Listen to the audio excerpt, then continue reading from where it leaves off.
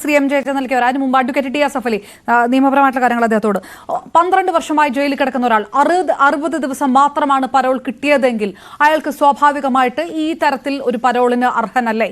മനുഷ്യാവകാശ കമ്മീഷൻ ഇടപെടുന്നു, അമ്മയെ കാണണമെന്ന് പറയുന്നു, അമ്മ മനുഷ്യാവകാശ കമ്മീഷനെ സമീപിക്കുന്നു. സ്വാഭാവികമായിട്ടും ജയിൽ ചട്ടങ്ങൾ അനുസരിച്ചും ഒരു മാനുഷികാവകാശം അനുസരിച്ചും അങ്ങനെ ഒരു 60 ദിവസത്തെ പരോൾ, കൂടിയ പരോൾ 30 അനുവദിക്കപ്പെടാവുന്നതല്ലേ?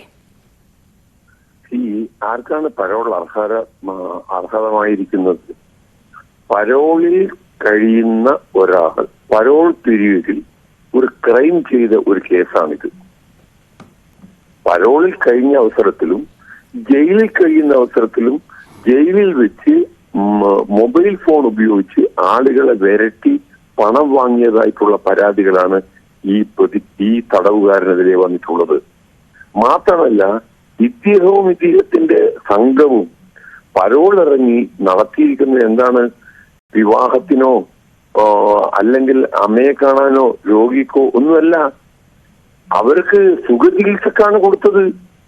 കേരളം ഒരു ക്രൈം രാജ്യമായി മാറ്റുകയാണ് ശ്രീ പിണറായി വിജയൻ അദ്ദേഹത്തിന്റെ ഭരണകൂടവും. ഈ ടി പി ചന്ദ്രശേഖരന്റെ കേസ് എന്ന് പറയുന്നത് ഒരു ഹാർഡ് കോർ ക്രിമിനൽസ് പാർട്ടിയുടെ പിന്തുണയോടുകൂടി നടത്തിയ ഒരു ടെററിസ്റ്റ് അറ്റാക്കാണ്. ഞാൻ എപ്പോഴും പറയുന്നതാണ്. കാരണം ഈ സംഭവങ്ങളെല്ലാം കശ്മീരിൽ നടന്നാൽ നമ്മൾ വിളിക്കും ടെററിസ്റ്റ് അറ്റാക്ക്. UAPA നിയമത്തിൽ വാട്ട് ഈസ് ടെററിസ്റ്റ് ആക്ട് എന്ന് പറഞ്ഞതാണ് ഈ ടി പി ചന്ദ്രശേഖരനെ 52 വെട്ടിക്കൊന്നത്. ഇത് കശ്മീരിൽ ഉണ്ടാവില്ല. കശ്മീരിൽ നടന്നാൽ അവിടുത്തെ ഭരണകൂടത്തിന്റെ പിന്തുണ ക്രിമിനൽസിനില്ല, ടെററിസ്റ്റിനില്ല.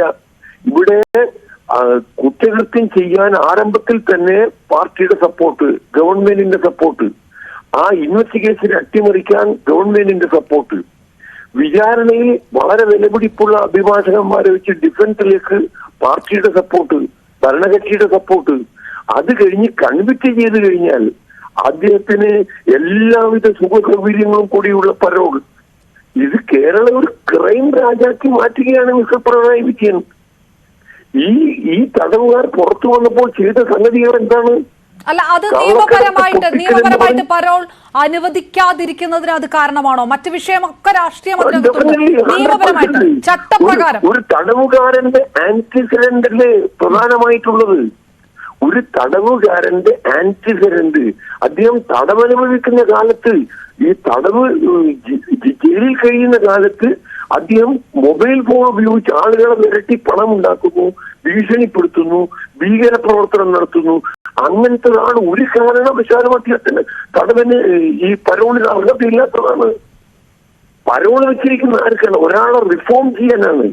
അദ്ദേഹം സൊസൈറ്റിയുമായിട്ടുള്ള ബന്ധം എന്നേക്കുമായി നഷ്ടപ്പെടാതിരിക്കാൻ വേണ്ടിയുള്ള ഒരു റിഫോർമേറ്റീവ് വ്യൂ ആണ് ഈ പ്രിസൺസ് ആക്ടിലും പ്രിസൺ റൂളിലും വെച്ചിരിക്കുന്ന പരോൾ.